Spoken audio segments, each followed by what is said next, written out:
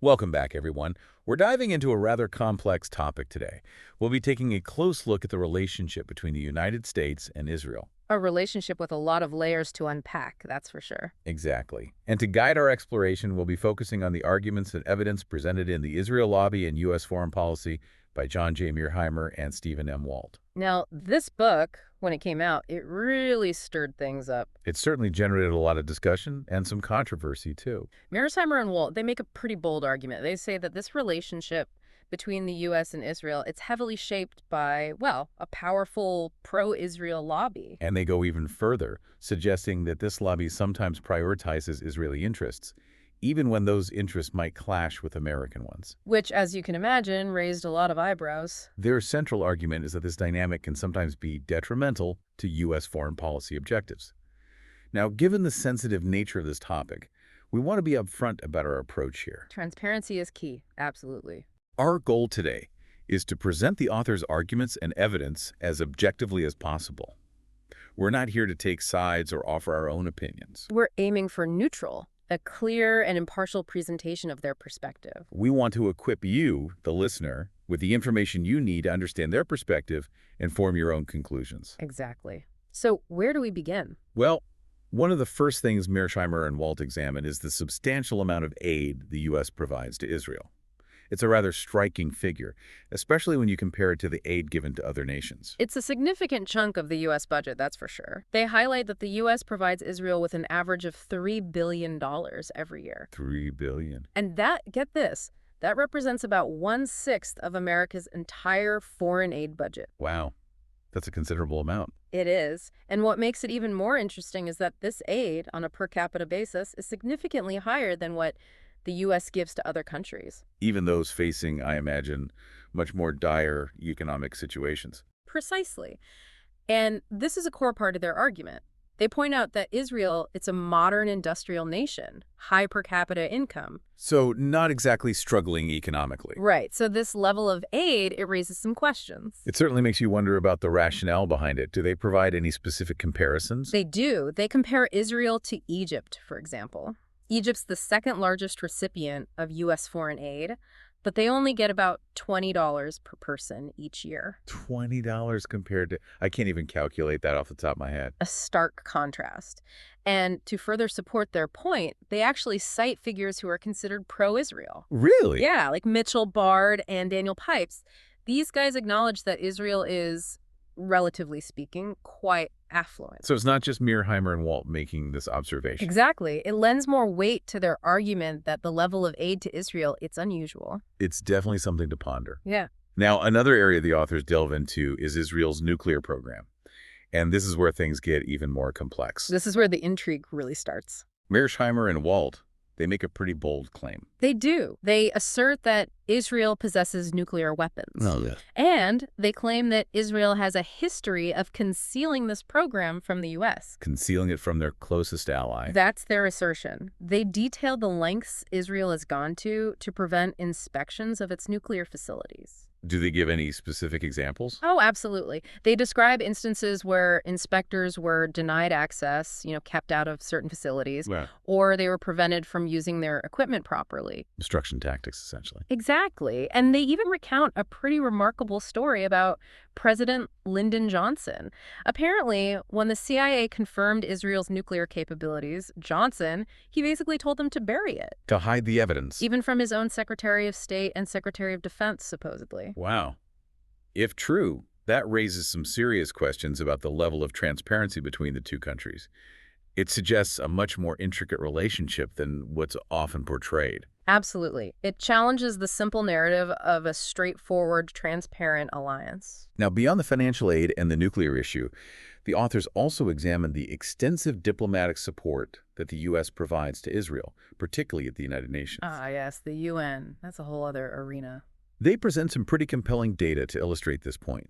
Between 1972 and 2006, the U.S. used its veto power at the UN Security Council a staggering 42 times. 42 times, specifically to block resolutions that were critical of Israel. To put that into perspective, that's more vetoes than all the other Security Council members combined during that same period. It highlights just how far the U.S. is willing to go to protect Israel on the international stage. And that's not even counting the resolutions that never even made it to a vote. Because of the implicit threat of an American veto. Exactly. It was a powerful deterrent. The authors even mention a specific incident from 2002. Oh, yes. The U.S. ambassador to the UN at the time, they made a rather bold declaration. What do they say? The U.S. would veto any resolution that condemned Israel without a simultaneous condemnation of terrorism. Wow. A pretty clear signal of where their priorities lay. Indeed. And the authors, they provide a number of historical examples to illustrate this diplomatic support in action. For instance, Like during the step-by-step diplomacy in the lead-up to the 1975 Sinai II disengagement agreement, the U.S. was actively working to safeguard Israeli interests. so a consistent pattern of support emerges. Yes, a pattern that Mearsheimer and Walt see as problematic. And this brings us to the heart of their argument. They acknowledge the financial and diplomatic support, but then they delve into the costs and benefits of this alliance for the United States. And that's where things get really interesting. They acknowledge some potential benefits, especially during the Cold War. Right, they concede that the alliance might have had its uses back then. But they argue that in the post-Cold War world, this alliance has become increasingly costly for the U.S. Costly, both financially and strategically. For example, they suggest that while Israel may have helped counter Soviet influence in the Middle East during the Cold War, the U.S. commitment to Israel might have actually pushed some Arab states towards the Soviet Union. It's a counterintuitive argument, but they make a compelling case. So, a potential unintended consequence of this close alliance. Exactly. And their critique doesn't stop there. They argue that this alliance is actually fueling anti-American sentiment throughout the Middle East. Which I imagine would make cooperation on important issues like counterterrorism much more difficult. Precisely. And they have some pretty powerful evidence to back up this claim. Like what? Well, they cite the 9/11 Commission's findings, which concluded that bin Laden's anger at U.S. support for Israel was, a motivating factor behind the attacks. That's a pretty significant finding. It is. And they also bring up the concerns of some high-level diplomats, both British and American, who have voiced worries about the negative impacts of U.S. policy in the region. So it's not just a fringe theory. Not at all. Even some prominent Israelis have acknowledged the link between U.S. support for Israel and the rise of international terrorism. It seems there's a real cost to this alliance, a cost that Mearsheimer and Walt believe might actually outweigh the benefits. That's their central argument. And to make their case even stronger, they challenge a narrative that's often taken for granted. The narrative surrounding the Israeli-Palestinian conflict. Exactly. They take aim at the common perception of Israel as the perpetual victim and the Palestinians as the aggressors. And they directly challenge this perception. Head on.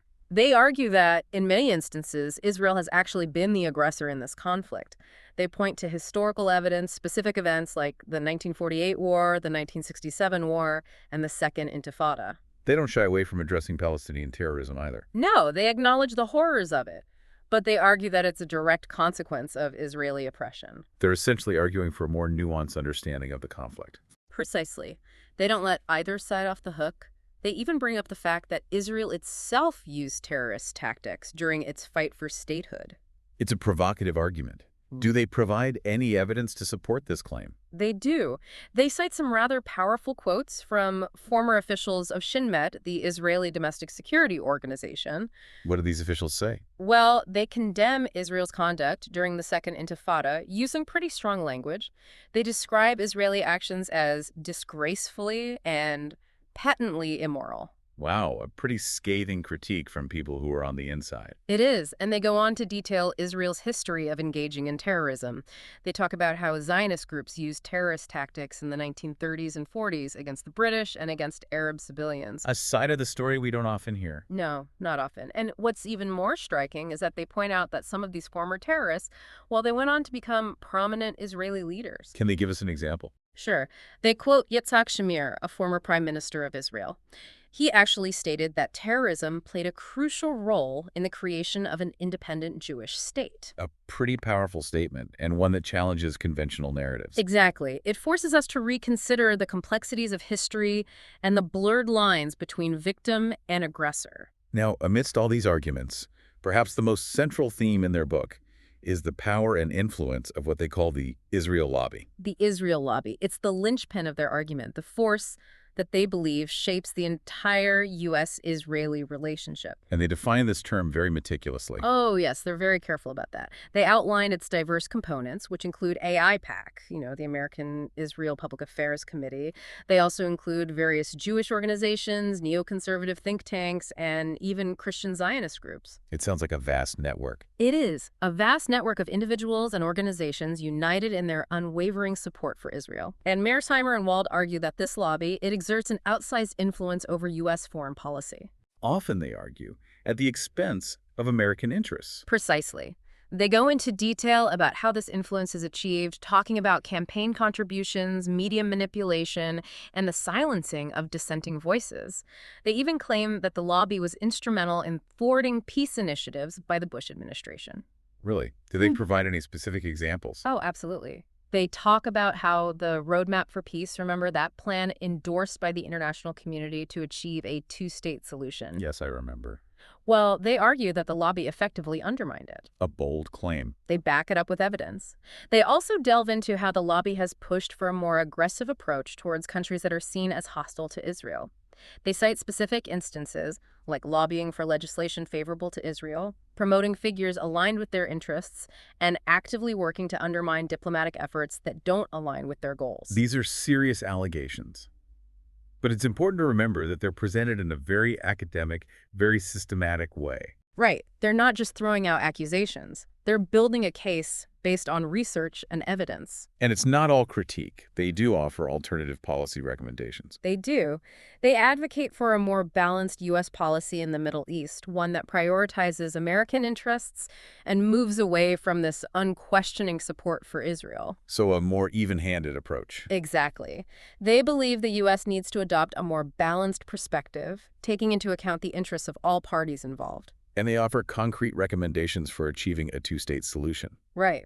They suggest that the U.S. should pressure Israel to make concessions, to be more flexible, and they call for a more proactive U.S. role in facilitating negotiations. So not just sitting on the sidelines. No, being more actively involved in pushing for peace. And they go even further, suggesting broader reforms, Like campaign finance reform, for one, to lessen the influence of special interest groups like the Israel lobby on U.S. politics. to level the playing field, so to speak. Exactly. They believe this would lead to a more transparent and balanced policymaking process. The Israel lobby and U.S. foreign policy. It's clearly a challenging work, one that asks us to critically examine deeply ingrained narratives. It certainly encourages us to look beyond the headlines and the sound bites. And it's undeniably sparked a lot of debate. It has. And that debate is important. It forces us to confront these complex issues. One criticism that's been leveled at the book is that it doesn't fully acknowledge the historical context of the U.S.-Israeli relationship. Right. Some critics argue that focusing solely on recent events doesn't give you the full picture. You miss out on the historical baggage, the complexities that have built up over time. It's a valid point. Historical context is crucial for understanding any relationship. Absolutely. And to be fair, the authors do reference several historical works that offer valuable insights. Which ones, for example? Well, they cite books like The Other Arab-Israeli Conflict, Making America's Middle East Policy from Truman to Reagan by Stephen L. Spiegel, and Support Any Friend, Kennedy's Middle East and the Making of the U.S.-Israeli Alliance by Warren Bass. And these books provide a deeper historical perspective. Yes, they explore the early years of the relationship, particularly during the Cold War era. They help us understand how the alliance evolved, how it came to be seen as strategically important. So not just a sudden development, but a gradual process. Exactly. One of the key takeaways from these historical works is that U.S. support for Israel, it wasn't always as strong as it is today. It grew over time. And what were the driving forces behind that growth? Well, initially, it seems U.S. support was driven more by moral and ideological factors than by purely strategic considerations. Like the Holocaust, for example. Exactly. The horrors of the Holocaust played a significant role in shaping American public opinion and influencing policy. Right, a sense of moral obligation to support the creation of a Jewish state. Precisely. And then you also have domestic political factors at play. Jewish Americans, for example, they were, and still are, a politically active and influential group. They advocated strongly for U.S. support for Israel. So a convergence of factors, both moral and political. Yes, and as the Cold War intensified, Israel's strategic importance for the U.S. grew. It was seen as a bulwark against Soviet expansionism in the Middle East. A vital region, especially considering its oil reserves. Right, and that strategic dimension solidified the alliance, leading to even more U.S. support. But these historical works also reveal that the alliance, it wasn't always smooth sailing. There were tensions, disagreements. Oh, absolutely. They talk about the 1956 Suez Crisis, for example. The U.S. actually pressured Israel to withdraw from the Sinai Peninsula after it invaded Egypt. So not always seeing eye to eye. No, it's a reminder that even the closest of allies can have their differences. Mearsheimer and Walt also delve into the origins of Israel's nuclear program, citing historical accounts that shed light on this sensitive issue.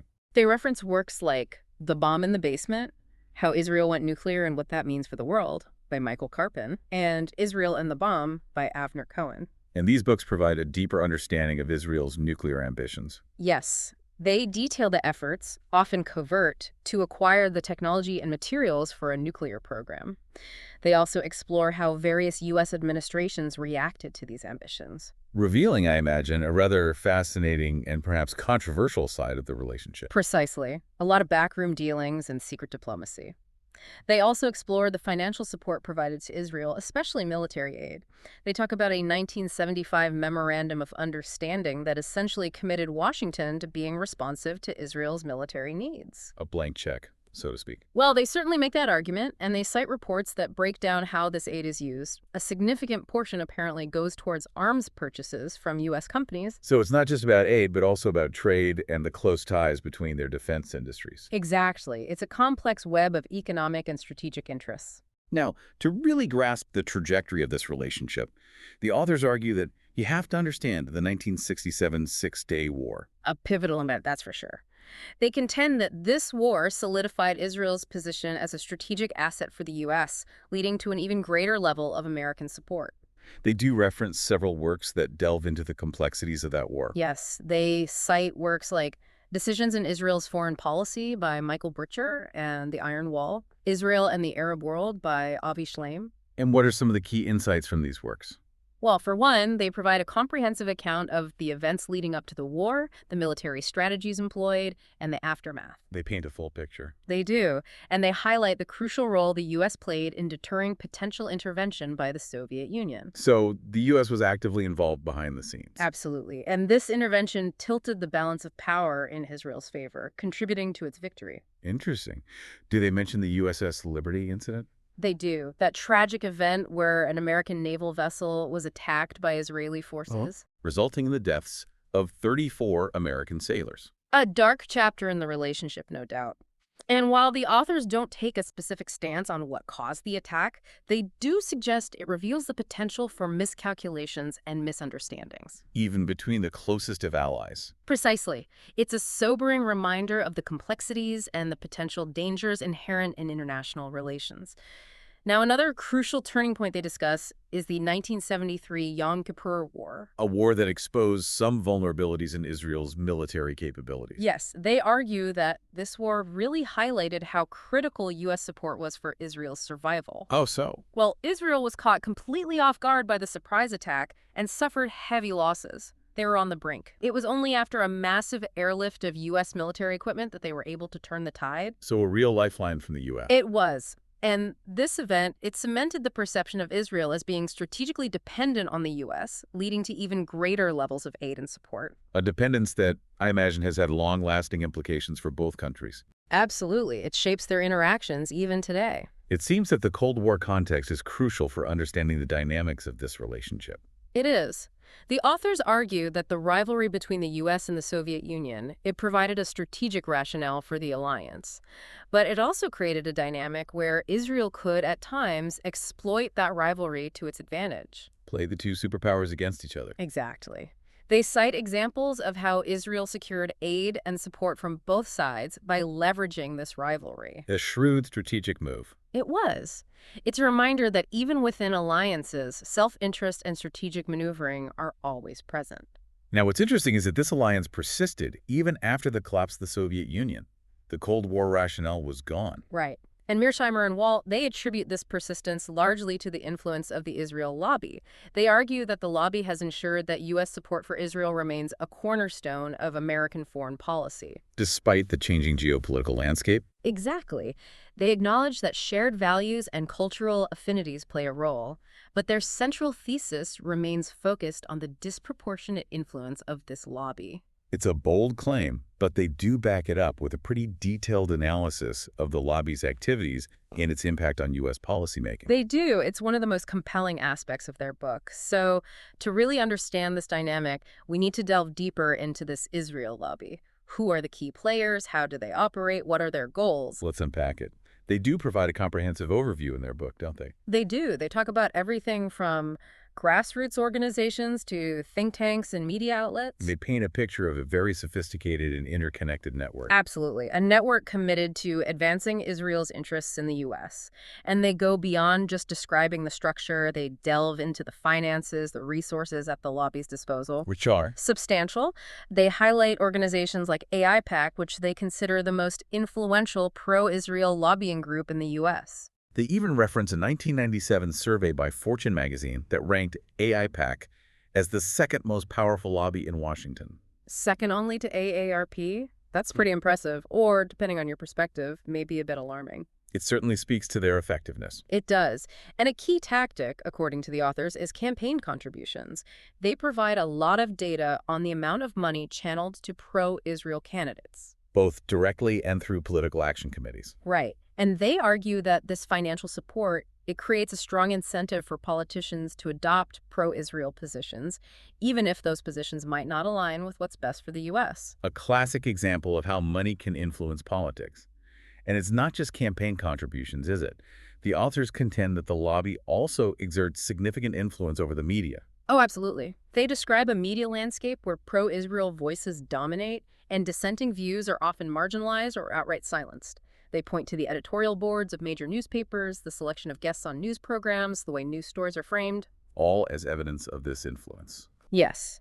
And they highlight a disturbing trend, the tendency to label anyone who criticizes Israel as anti-Semitic. The way to shut down debate, to silence any opposition. Exactly. They provide examples of individuals, academics, journalists, even politicians, who have faced smear campaigns and personal attacks simply for questioning U.S. policy toward Israel. Creating a climate of fear and self-censorship. Exactly. It makes it very risky to challenge the prevailing narrative. And their analysis doesn't stop there.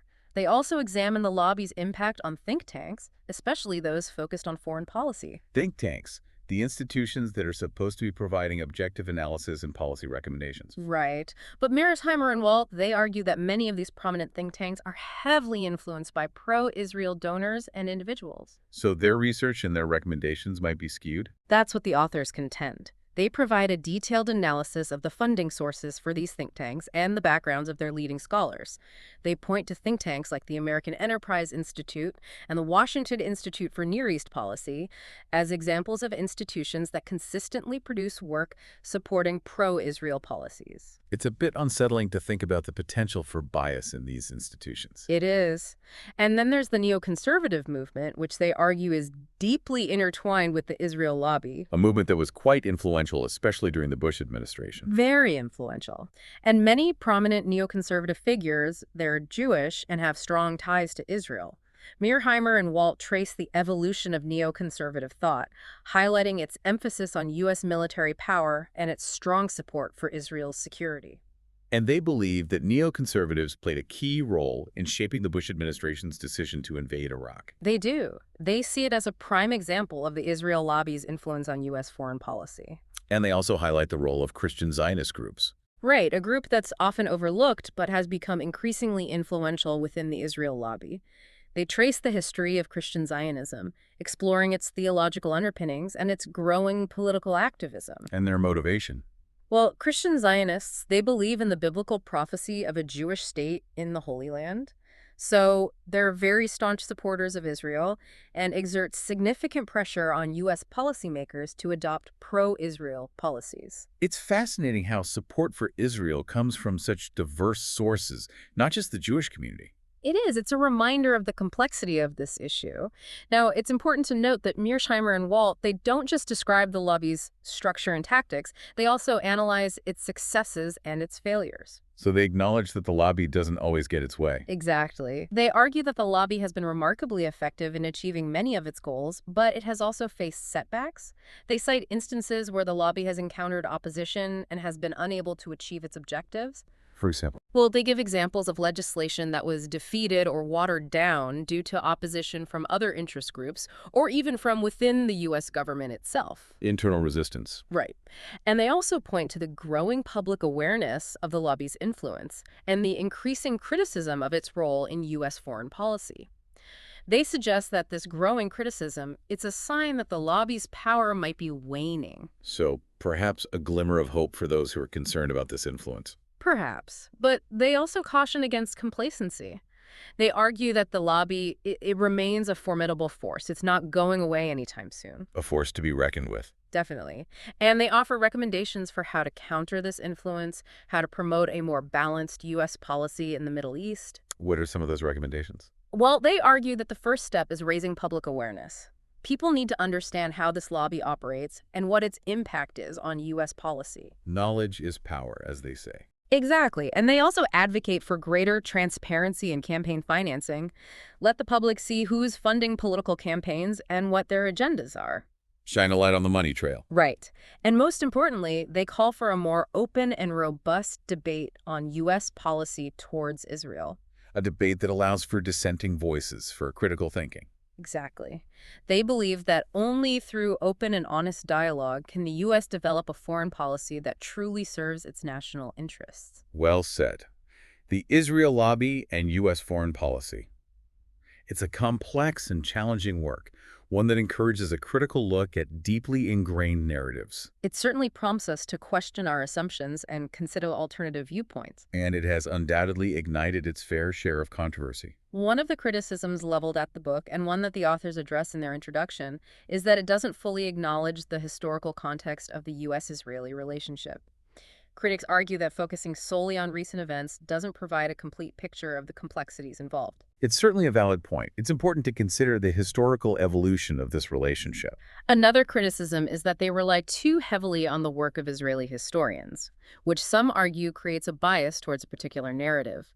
This raises the important question of how much weight we should give to the interpretations of those directly involved in a conflict. It's a valid concern that underscores the importance of seeking out diverse perspectives and critically evaluating sources.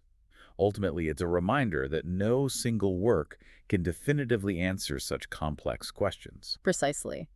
To truly understand the nuances of this relationship, it's crucial to delve into the historical context, and the authors do reference several historical works that offer valuable insights. They cite works like The Other Arab-Israeli Conflict, Making America's Middle East Policy from Truman to Reagan by Stephen L. Spiegel, and Support Any Friend, Kennedy's Middle East and the Making of the U.S.-Israeli Alliance by Warren Bass. These books explore the early years of the U.S.-Israeli relationship, particularly during the Cold War era. They provide a crucial backdrop for understanding how the alliance evolved and how it came to be seen as strategically important.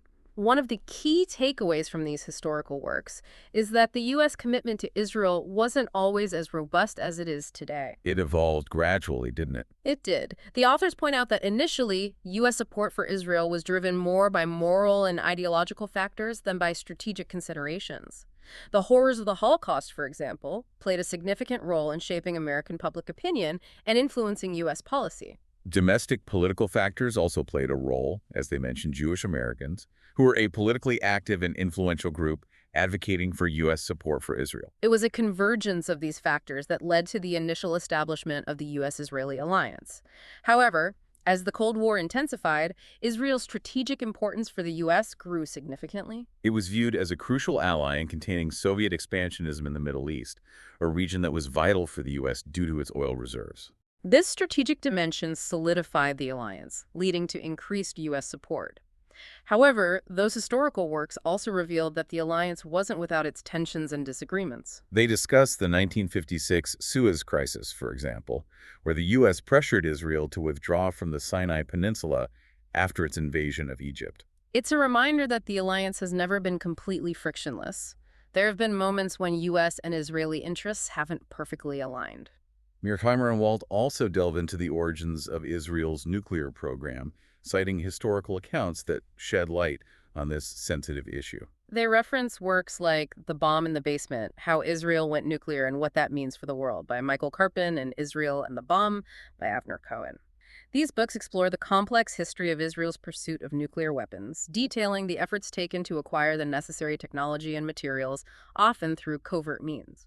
They also discuss the reactions of various U.S. administrations to Israel's nuclear ambitions, revealing a rather fascinating and often controversial aspect of this relationship. They also explore the financial support provided to Israel, particularly military aid, referencing a 1975 Memorandum of Understanding that committed Washington to being responsive to Israel's military needs. And they cite reports that detail how this aid is used, including a significant portion being spent on arms purchases from U.S. companies, revealing the economic dimensions of the alliance. It's not just about aid, but also about trade and the interconnectedness of their defense industries. Now, to understand the trajectory of this relationship, the authors believe it's crucial to understand the 1967 Six-Day War. They argue that this war solidified Israel's position as a strategic asset for the U.S. and, as a result, led to even greater U.S. support. They cite works like Decisions in Israel's Foreign Policy by Michael Brecher and the Iron Wall, Israel and the Arab World by Avi Shleim to delve into the complexities of this war. These books provide a comprehensive account of the events leading up to the war, the military strategies employed, and the aftermath. Mearsheimer and Walt highlight that the U.S. played a crucial role in deterring potential intervention by the Soviet Union during the war, which tilted the balance of power in Israel's favor and contributed to its victory. They also highlight a significant incident that occurred just before the war, the USS Liberty incident. A tragic event where an American naval vessel was attacked by Israeli forces, resulting in the deaths of 34 American sailors. It's a contentious event with lingering questions about Israel's motivations. While not taking a specific stance on the cause, the authors suggest it reveals the potential for miscalculations and misunderstandings even within a close alliance. It's a sobering reminder of the complexities and potential dangers inherent in international relations. The 1973 Yom Kippur War is another crucial point in the evolution of the U.S.-Israeli relationship. The authors argue that this war exposed vulnerabilities in Israel's military capabilities, highlighting the critical role of U.S. support in ensuring its survival. Israel was caught off guard by the surprise attack and suffered significant losses. It was only after a massive airlift of U.S. military equipment that Israel was able to turn the tide. This event cemented the perception of Israel as strategically dependent on the U.S., leading to even greater levels of U.S. aid and support. They argue that this perception of dependency has had long-lasting implications for both countries. But the Cold War context is essential to fully grasp the dynamics at play. The authors argue that the Cold War rivalry between the U.S. and the Soviet Union provided a strategic rationale for the alliance, but it also created a dynamic where Israel could, at times, exploit this rivalry to its advantage. They provide examples where Israel played the two superpowers against each other to secure aid and support from both sides. It's a reminder that even within alliances, there can be elements of self-interest and strategic maneuvering. Indeed. However, Mearsheimer and Walt point out that the U.S.-Israeli alliance persisted even after the collapse of the Soviet Union. They attribute this persistence, in large part, to the influence of the Israel lobby, which they argue has ensured that U.S. support for Israel remains a cornerstone of American foreign policy. It's a bold claim, but one they back up with a detailed analysis of the lobby's activities and its impact on U.S. policymaking. They acknowledge that shared values and cultural affinities between the two countries also play a role, but their central thesis remains focused on the disproportionate influence of the lobby. It's certainly a thought-provoking perspective that encourages us to examine the forces at play in this complex relationship. To understand the intricacies of the lobby's influence, let's delve deeper into its structure, tactics, and the key players involved. They offer a comprehensive overview, don't they? They discuss everything from grassroots organizations to think tanks and media outlets. They also identify key individuals who shape the lobby's agenda and influence U.S. policy.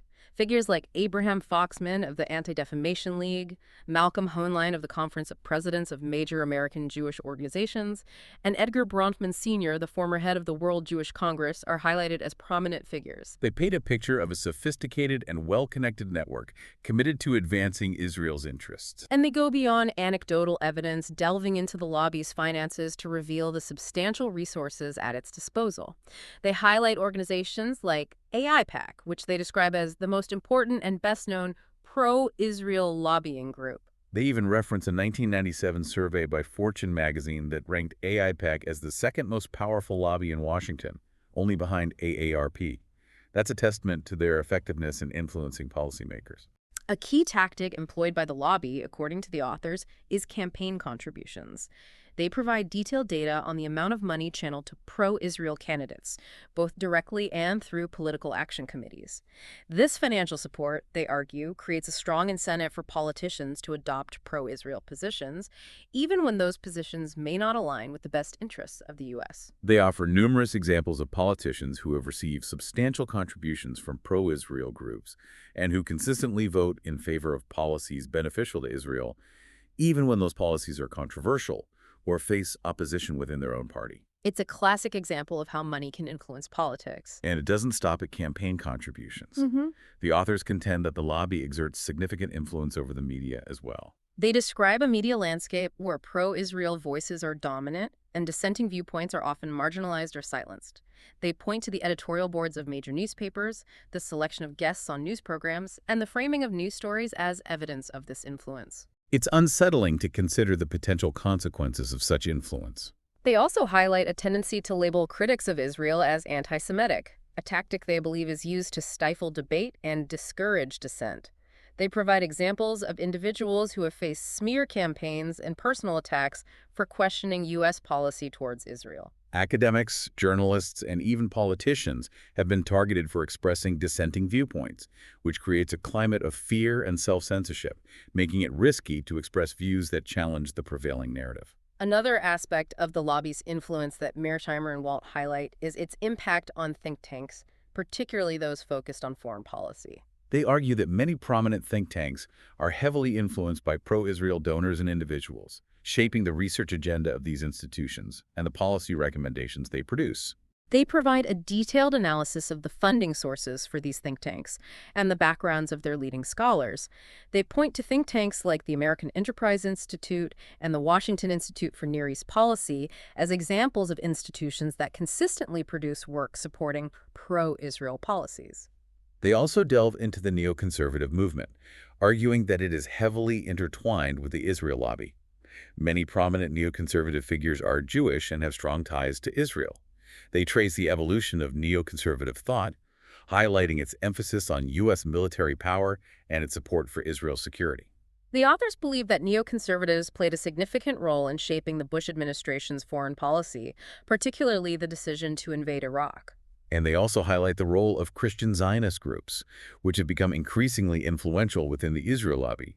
They trace the history of Christian Zionism, exploring its theological underpinnings and growing political activism. They argue that Christian Zionists, driven by their belief in the biblical prophecy of a Jewish state in the Holy Land, are staunch supporters of Israel and exert significant pressure on U.S. policymakers to adopt pro-Israel policies. It's an often overlooked aspect of the lobby that highlights the diverse religious and ideological motivations within the pro-Israel movement. It's a reminder that support for Israel comes from a variety of sources, not just the Jewish community. But it's important to note that Mearsheimer and Walt don't simply describe the lobby's structure and tactics, they also analyze its successes and failures. They argue that the lobby has been remarkably effective in achieving many of its goals, but it has also faced setbacks. They acknowledge instances where the lobby has faced opposition and been unable to achieve its objectives. For instance, they cite examples of legislation that has been defeated or watered down due to opposition from other interest groups or from within the U.S. government itself. They also point to growing public awareness of the lobby's influence and the increasing criticism of its role in U.S. foreign policy. They argue that this growing criticism is a sign that the lobby's power might be waning. However, they caution against complacency, arguing that the lobby remains a formidable force and will likely continue to exert significant influence on U.S. policy in the foreseeable future. It's a dynamic and evolving landscape, and the authors acknowledge that the future of the lobby's influence is uncertain. However, they do offer recommendations for countering the lobby's influence and promoting a more balanced U.S. policy towards the Middle East. They argue that a key step is increasing public awareness of the lobby's activities and its impact on U.S. policy. They also advocate for greater transparency in campaign financing so that the public can see who is funding political campaigns and what their agendas are. They call for a more robust and open debate on U.S. policy towards Israel, one that allows for dissenting voices and encourages critical thinking. They believe that only through open and honest dialogue can the U.S. develop a foreign policy that truly serves its national interests. We've covered a vast amount of information here exploring the intricate web of the U.S.-Israeli relationship as presented by Mearsheimer-Walt. Their work is detailed, complex, and undeniably controversial. It challenges long-held assumptions and compels us to grapple with uncomfortable truths. It certainly does. They have meticulously documented the lobby's activities and its influence, unearthing a vast amount of evidence. And while their conclusions may be debatable, their research is undeniably thorough and thought-provoking. It provides a framework for understanding the complex dynamics at play and has sparked a vital conversation about the role of special interest groups in shaping U.S. foreign policy. Their work is a valuable contribution to the ongoing debate on the U.S.-Israeli relationship and its global impact. Now, one area they touch on but don't fully explore is the role of public opinion, both in the U.S. and Israel. They acknowledge its influence, but their primary focus is on the actions of the lobby and policymakers. It's an area ripe for further exploration. How much does public opinion influence policy decisions? And how is public opinion itself shaped by the actions of the lobby and the media? These are complex questions that warrant further investigation. It's a reminder that this deep dive, while comprehensive, is just one piece of a much larger puzzle. And as always, we encourage you to explore the full book, delve into alternative perspectives, and form your own conclusions based on the evidence presented. It's been a fascinating, if somewhat unsettling, journey into the heart of the U.S.-Israeli relationship. It certainly challenges us to think critically about the forces that shape global politics and the often hidden dynamics that influence policy decisions. We've explored the complexities of this alliance, from the substantial financial and diplomatic support the U.S. provides to Israel, to the sensitive issue of Israel's nuclear program and its impact on regional stability. We've delved into the contentious history of the Israeli-Palestinian conflict, examining competing narratives and the challenges of achieving a just and lasting peace. And we've scrutinized the role of the Israel lobby, exploring its influence on U.S. foreign policy and its impact on the political landscape. The Israel lobby and U.S. foreign policy is a work that provokes strong reactions, and it's important to engage with its arguments critically and thoughtfully. Whether you agree with all of their conclusions or not, Mearsheimer-Walt have undoubtedly made a significant contribution to this vital debate. They've shone a light on a complex and often opaque relationship, encouraging us to think deeply about the motivations, the interests, and the consequences of this powerful alliance. We hope this deep dive has provided you with valuable insights and has sparked your curiosity to explore this topic further. As always, we encourage you to continue your own research, to seek out diverse perspectives, and to form your own conclusions. Thanks for joining us on this journey. We'll see you next time for another deep dive.